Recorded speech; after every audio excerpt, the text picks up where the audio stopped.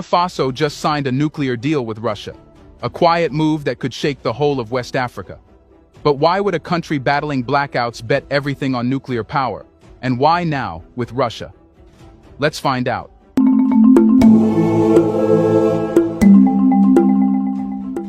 For years, Burkina Faso has been trapped in a relentless cycle. Generate a little power, lose even more to population growth, scramble for aid, repeat.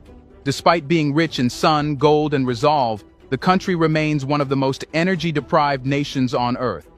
Over 60% of its population lives without access to electricity, and those who do often suffer through rolling blackouts, flickering bulbs, and an economy unable to function beyond daylight hours. But this isn't just an energy crisis, it's a development crisis, a healthcare crisis, an education crisis, and most importantly, a sovereignty crisis. Without reliable power, no nation can build. Factories stall, hospitals shut down early, and schools struggle to function without digital tools. And Burkina Faso knows it. The country isn't simply looking for electricity, it's looking for control. Control over its infrastructure, its economy, and its future. But let's be clear, Burkina Faso didn't suddenly wake up and decide nuclear power was trendy. This wasn't a flashy choice. It was a desperate but calculated decision. Solar power had promise, but panels can only do so much when storage tech is expensive and the grid is weak. Hydropower is fragile in the face of climate change. And fossil fuels? Too costly to import, too unstable to rely on.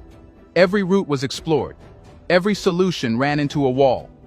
That wall is what led them to consider the unthinkable: splitting atoms.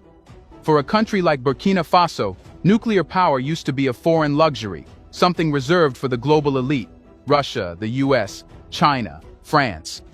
But over the last 2 decades, the nuclear playbook has changed.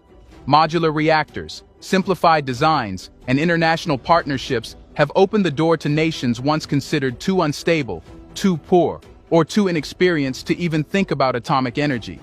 And now, that door is wide open in Ouagadougou. But even with technology more accessible, nuclear remains a high-stakes game. You don't just flip a switch and light up cities. You need fuel security, waste management, radiation protection, emergency planning, and, most of all, public trust.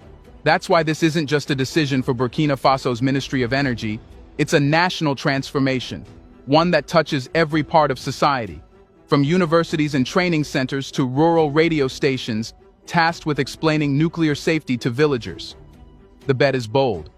Nuclear power isn't cheap or fast. It takes time, expertise,